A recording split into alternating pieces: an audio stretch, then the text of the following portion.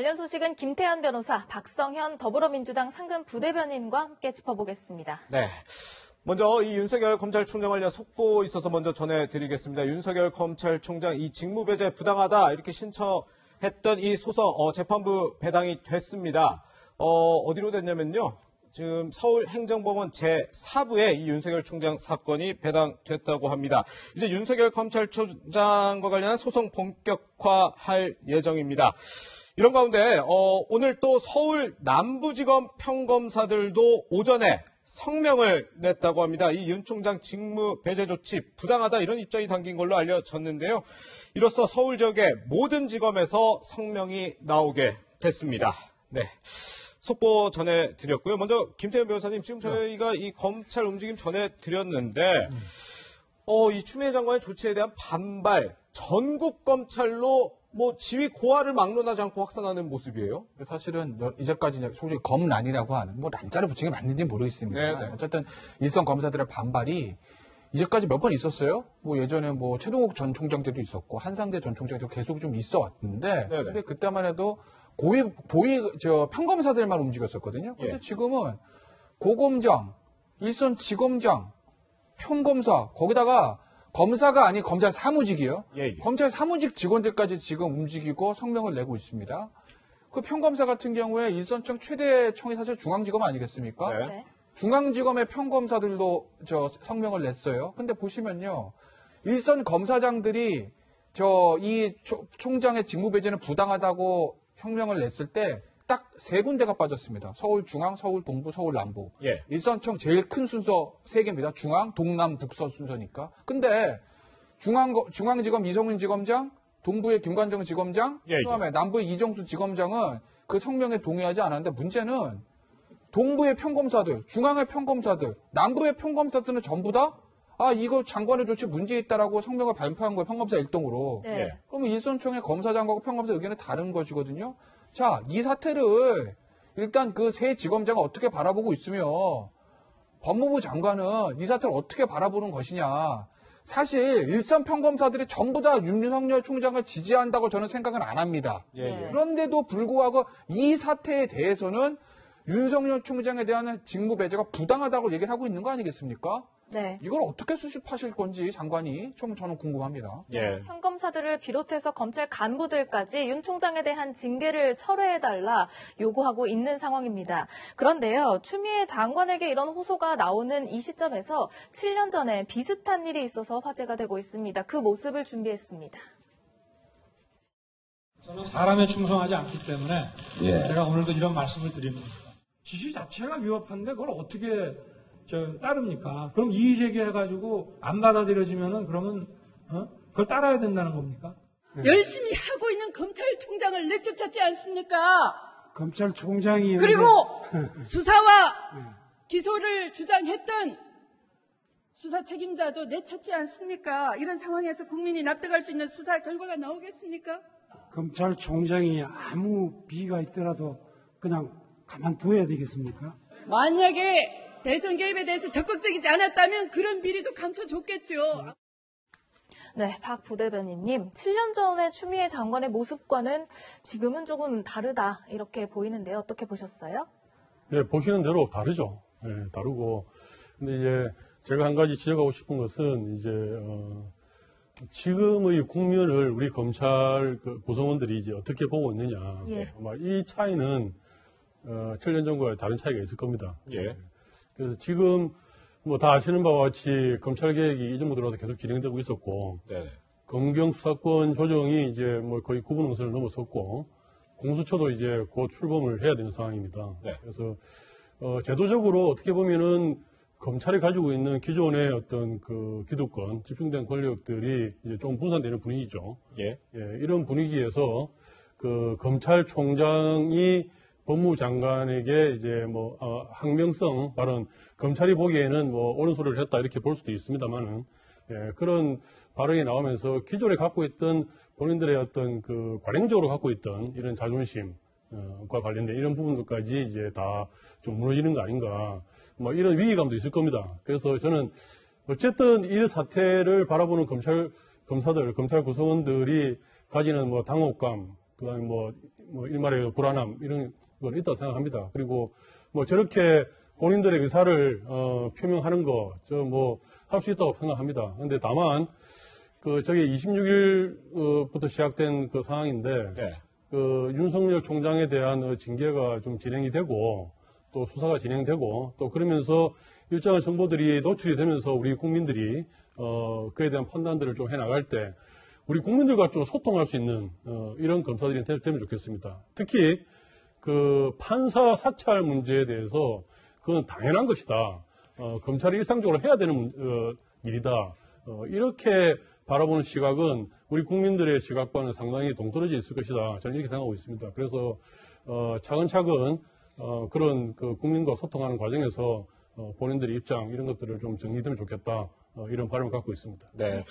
오늘 추미애 법무부 장관이 오전에 법무부를 통해서 입장문을 냈는데 우리 박서윤 부대변인 얘기와 뭐 비슷한 얘기를 했어요. 어쨌든 이런 검찰들의 움직임에 대해서 당혹스러움은 충분히 이해한다. 그런데 뭐 징계는 절차대로 하겠다. 뭐 이런 입장인 거죠, 지금? 예, 그렇죠. 오늘 말씀하신 것을 보면은 그 적법 절차에 따라서 진상을 확인하고 구체적이고 명확한 그 진술, 근거 자료를 가지고 조사를 했는데 검사징계법에 예. 반드시 징계 청구를 하도록 돼 있다. 예. 그에 따라서 한 것이다. 이렇게 입장 표명을 했고요. 그다음에 수사정보정책관실은 판사에 대한 그 자료를 수집하고 검찰총장에게 보고하고 또 이것이 공개되고 유통되었다. 이것이 이제 통상적인 업무로서 문제가 없다고 말하는 것과 더불어서 판사들에게 사과조차 하지 않았다는 것은 매우 실망스럽다. 네네. 이것이 이제 검사들의 이것이 태도라 그러면은 이거는 좀 당혹스럽고 충격적이다. 이렇게 이야기했고 그러면서도 우리 검사들이 흔들림 없이 검찰 업무에 임해주기 바란다. 이런 말도 덧붙였죠. 그렇군요. 네. 추 장관이 윤 총장에 대한 직무 정지 명령을 내리면서 사유로 제시한 게 한 6가지잖아요. 그중에 가장 논란이 되는 게 바로 이 부분입니다. 지난 24일에 추 장관의 목소리로 준비되어 있습니다. 주요 사건 재판부 판사들에 대한 불법 사찰 책임이 있습니다. 울산 사건 및 조국 전 장관 관련 사건 등 주요 사건 재판부 판사와 관련 주요 정치적인 사건 판결 내용, 우리법 연구회 가입 여부, 가족관계, 세평, 개인 취미, 무리야기 법관 해당 여부 등이 기재된 보고서를 작성하여 보고하자 이를 반부패 강력부에 전달하도록 지시함으로써 그러니까 판사 분석 문건을 지금 문제 삼고 있는 거잖아요. 오늘 추 장관이 발표한 입장문에서도 대부분을 여기에 대한 설명에 할애했던데요. 네. 이제 그게 가장 중요한 부분이고 이제 이 판사 문건이 크게 보면 두 가지일 거예요. 쟁점은 이게 정말 위법한 해서는 안 되는 큰일 나는 불법 사찰에 해당하는 거냐 하나. 예. 두 번째는 이걸 윤석열 총장이 자 만들어서 보고해라고 명백한 불법 지시가 있었냐 두 개입니다. 그런데 이 내용이 어떤지는 이미 공개가 돼 있고 우리가 차츰 얘기를 해보겠지만 아까 이제 오늘 아침에 법무부 그걸 보면 구두 진술 등을 통해서 윤석열 총장이 그런 불법적인 지시를 했다. 그래서 직권남용 수사를 한다. 이렇게 얘기했거든요. 그러면 윤석열 총장이 자 이거 만들어라고 지시했으면 누구한테 지시했겠습니까? 문건 작성하고 성부장한테 지시를 했을 거예요. 그쵸? 네. 지시했다고 하면. 네. 그런데요. 성부장 조사했습니까? 전 안 한 걸로 알고 있습니다. 예. 이 성부장이 이 프로스에 글 올려서 나 이거는 내 권한 내에 있는 것이고 아무런 문제되는 일이 없어라고 글을 올릴 때 한 번도 조사받은 사실이 없다라고 얘기를 했어요. 문건 작성자, 그러니까 직권남용이 되려면 총장으로부터 부당한 명령을 받아서 의무 없는 일을 했던 직권남용 일종의 피해자격인 그 문건 작성자 성부장 조사도 안 했는데 누구를 조사하고 뭘 구체적인 진술을 확인했다는 거지? 그게 저는 궁금하다. 아마 다음 주에 징계위원회라든지 그 다음에 앞으로 뭐 수사도 진행다 하면 차츰 밝혀질 겁니다. 이건 제가 던진 의문점이에요. 그리고 이제 문건에 대해서 좀 말씀을 드리면 결국 이게 이제 불법 사찰 문건이냐 아니냐 쟁점은 세 가지일 거예요. 권한이 없는 자가 권한을 넘어서 작성했느냐 하나. 두 번째, 이 문건의 작성 목적이 재판부에게 불이익을 주기 위해서 작성했느냐 둘. 세 번째, 물건을 작성하는 방법이 굉장히 사찰이라든지 뭐 미행 이런 게 불법적인 방법으로 작성했냐 요 세 가지거든요. 우리 이제 이걸 한번 얘기를 해보시자고 이 세 가지를 가지고. 네. 네. 말씀 다 드릴까요?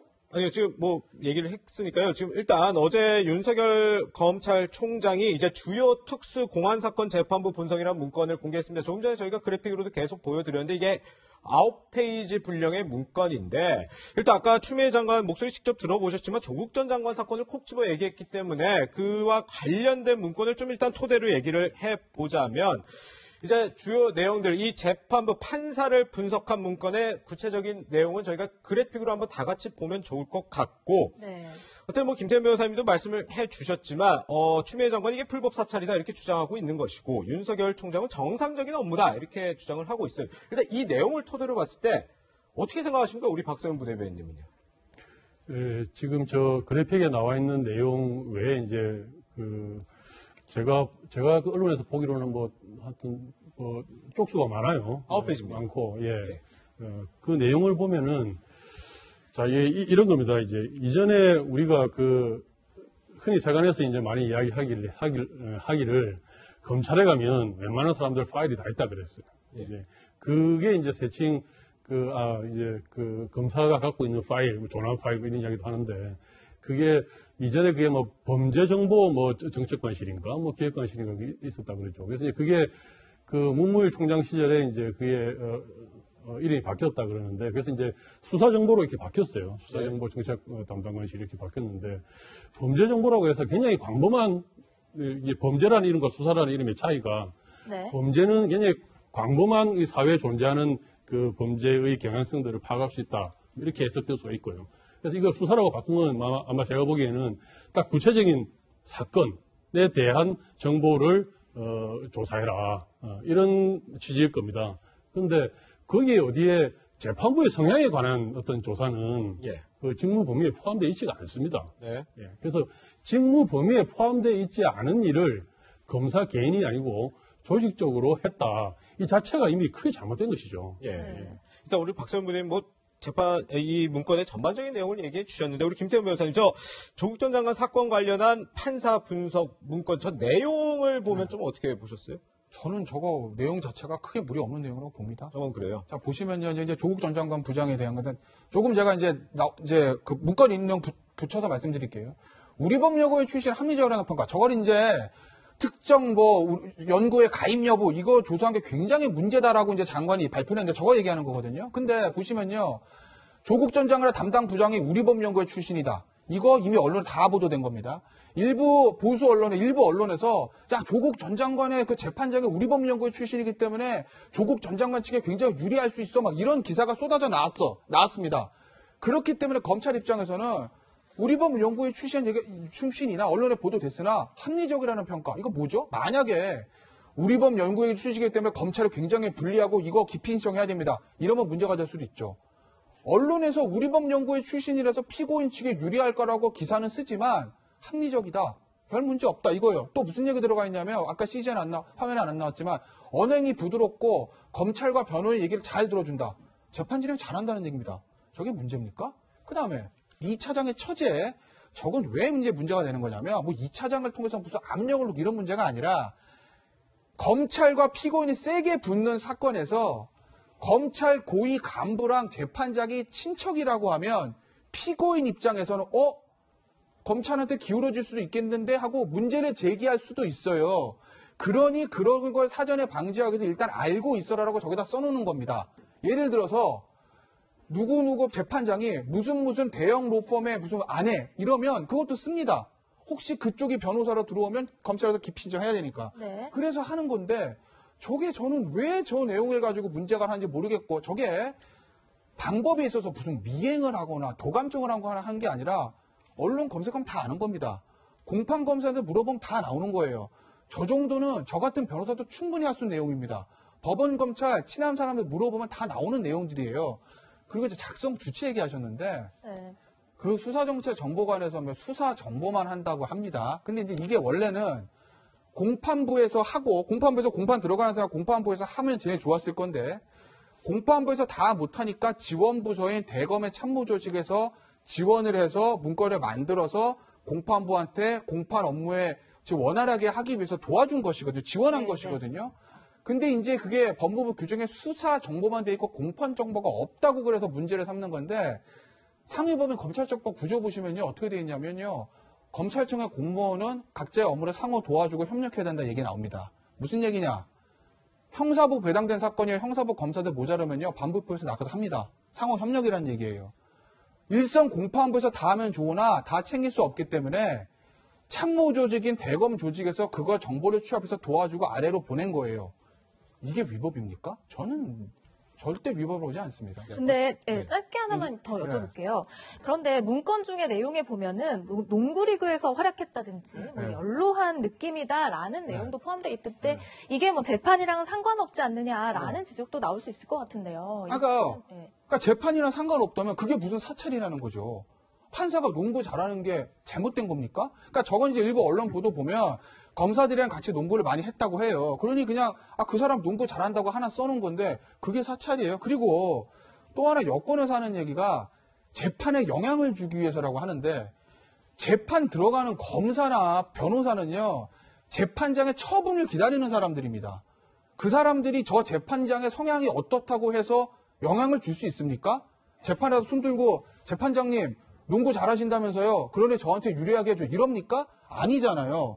저걸 가지고 있다고 해서 저게 무슨 뭐 재판장 약점이라고 하면 그걸로 뭐 별건 수사 이런 거 그것도 아닌데 재판장의 성향을 알고 있다고 해서 거기에 재판에 영향을 줄 수 있습니까? 검사가? 공판 들어가는 검사가? 어떻습니까? 이 구체적인 내용에 대해서는 이렇게 크게 무리가 없는 내용. 제가 짧게 말씀 좀 드릴게요. 그 뭐 농구 이야기는 뭐 그거는 뭐 구체적인 이야기로 봅시다. 그런데 우리법 연구에 소속이다. 사실 이거는 조국 재판부가 정해지고 나서부터 언론에 대대적으로 보도가 됐죠. 그래서 아까 언론에 보도된 내용을 정리한 것이라고 했는데 이거는 순서가 바뀐 것일 수도 있습니다. 검찰이 갖고 있는 정보를 언론에 제공을 해서 보도된 것일 수도 있어요. 이거 하나 짚어드리고요. 그거 아직 확인이 된 확인 안 돼, 뭐 확인해보면 되겠죠. 또 하나는 양승태 대법관이 지금 구속되어 있는데 대법원장이 그때 그 법원에서 있었던 그 뭐 사찰 내지는 뭐 블랙리스트 이때 그 법원 행정처에서 미행 도청 뭐 한 거 아닙니다. 세평이에요, 세평. 똑같은 겁니다. 그래서 그걸 오해하시면 안 되고요. 또 처제가 뭐 누구다, 또 뭐 누가 관련이 돼 있다 이런 내용들은 인터넷 검색에서 쉽게 나올 수 있는 게 아닙니다. 저는. 그래서 이게 사찰이죠. 사찰이다.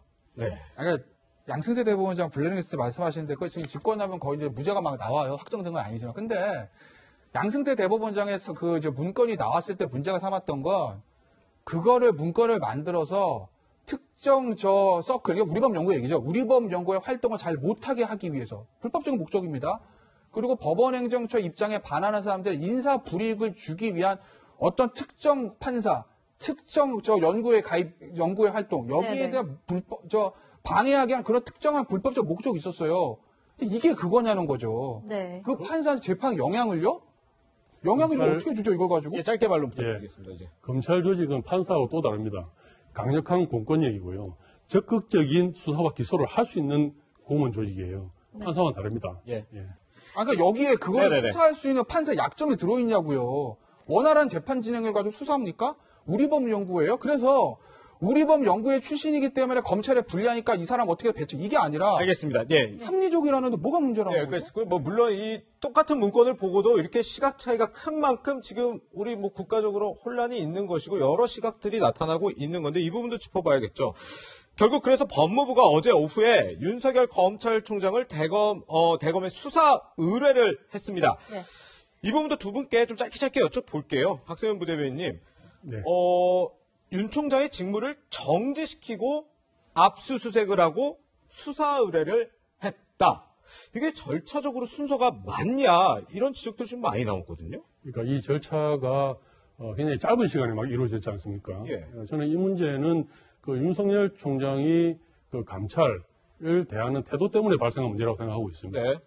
그래서 법무부가 어떤 그 여러 가지 총장의 비위 사실 이런 의혹들을 갖다가 파악을 하면은 당연히 감찰을 할 수 있죠. 감찰을 하고 감찰에서 나타나는 상황을 가지고 뭐 징계위원회 회부할 수 있고요. 그리고 징계위원회 결과에 따라서 뭐 고소고발을 이렇게 할 수 있는 겁니다. 그런데 지금 윤 총장은 지금 애초에 처음부터 감찰을 거부하지 않았습니까? 그 뭐 본인에 대한 감찰을 거부하고 있는 상황에서 나타난 증거로 현재 법무부에서 찾아낸 그 증거로 징계를 회부하고 그 법원에 고소할 수 있는 네. 이런 상황으로 바로 간 것 같습니다. 예, 김태우 변호사님입니다. 예. 근데 이미 압수수색 했잖아요. 예. 수사는 진행됐잖아요. 예. 뭘 다시 수사 의뢰한다는 걸까요? 자, 감찰 불응 얘기하시는데요. 윤석열 총장이 감찰 불응했다는 그 감찰 수준 사유에는요, 이 재판관 뭐 사찰 어쩌고 저쩌고는 있지도 않았습니다. 정말 만약에 윤석열 총장의 감찰에 응하지 않았다면 이거 감찰해야 되는 거 아니에요? 그것도 안 하고 지금 바로 수사 의뢰 들어간 겁니다.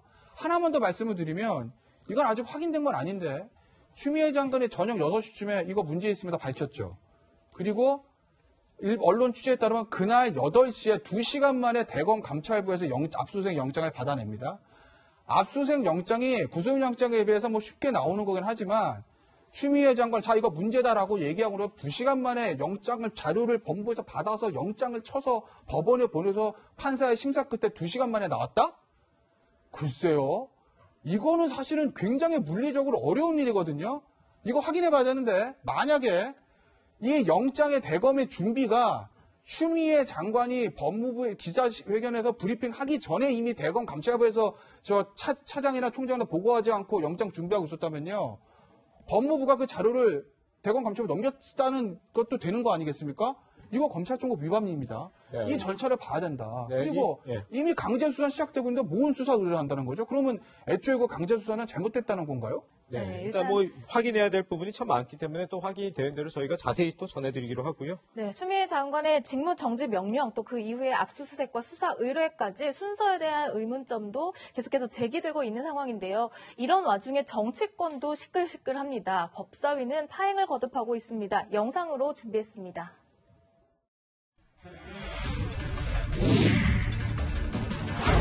법무부 장관이나 윤석열 총장이 출석할 수 있는 길을 원천 봉쇄해버린 그런 상황입니다. 윤호중 위원장이 권한을 남용한 것 아니냐. 직무 정지되어 있는 윤석열 검찰총장의 직무를 회복합니다. 국회가 무슨 권한으로 이 직무를 회복시켜줄 권한인지 아무 관계없는 공수처법과 상법 받아두면 윤석열 부를 수 있다. 이게 지금 딜을 할 상황입니까?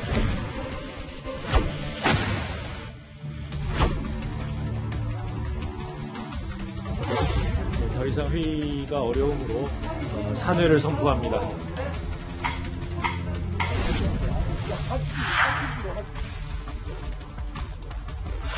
인도 간사에 대해서 저는 대단히 불쾌함을 느꼈고 과연 이런 간사하고 위원회 운영을 앞으로 계속할 수 있을런지 심히 걱정스럽습니다. 위원장님이 지금 국회의원 추미애예요. 그러면 제1야당 간사 말 안 듣는다고 이렇게 지금 하실 수 있습니까?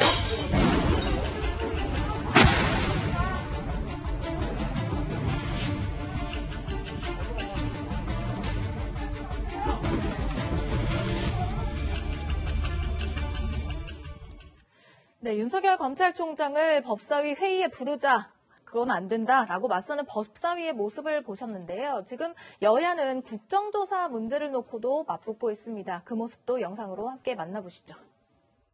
법무부가 밝힌 윤 총장의 혐의는 충격적입니다. 가장 충격적인 것은 판사 사찰입니다. 법무부의 규명과 병행해 국회에서 국정조사를 추진하는 방안을 당에서 검토해 주시기 바랍니다. 곱비 풀린 미친 말 한마디가 밭에 들어가서 돌아다니면 한 해 농사를 완전히 망치는 일에 맞습니다. 추미애 법무부 장관의 윤석열 검찰총장에 대한 일방적인 불법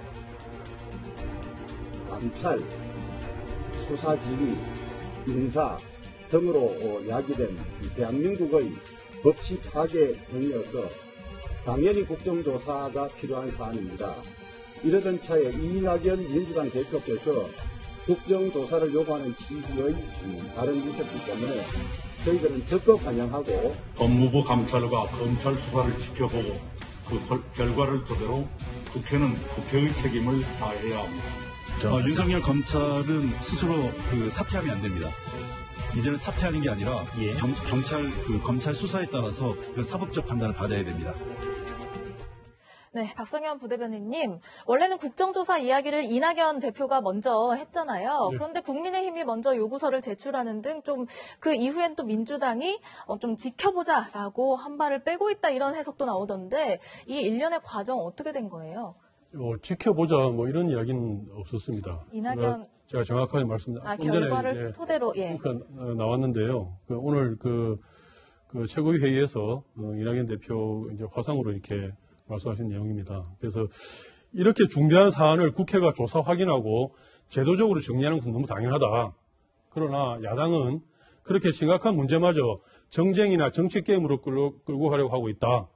그래서 이런 중대한 사안을 국회가 방치하거나 정치 게임으로 전락시키면 안 된다. 그러면서 법무부 감찰과 검찰 수사를 지켜보고 결과를 토대로 국회가 국회의 책임을 다할 것이다. 이렇게 이야기했습니다. 예. 국정감사도 당연히 여기에 경우의 수 하나로 포함되어 있는 것이죠. 아니, 그런데 예. 이 여당이 제안한 거는 정쟁이나 그럼 정치 게임은 아니고 야당이 호응하면 정쟁이나 정치 게임이 되는 건가요? 그렇지 않죠. 제가 예. 이 발언은 제가 참 말씀드리기 그런데 우리 조호영 대표께서 예. 국정감사 국정조사요? 국정조사 이야기가 나오자마자 스스로 말씀하시기를 묻고 더블로 가라는 전략이 있다고 했습니다. 네. 예. 이야기를 두고 하신 말씀입니다. 예. 이렇게 중대한 사안이 무슨 도박판 오락실도 아니고요.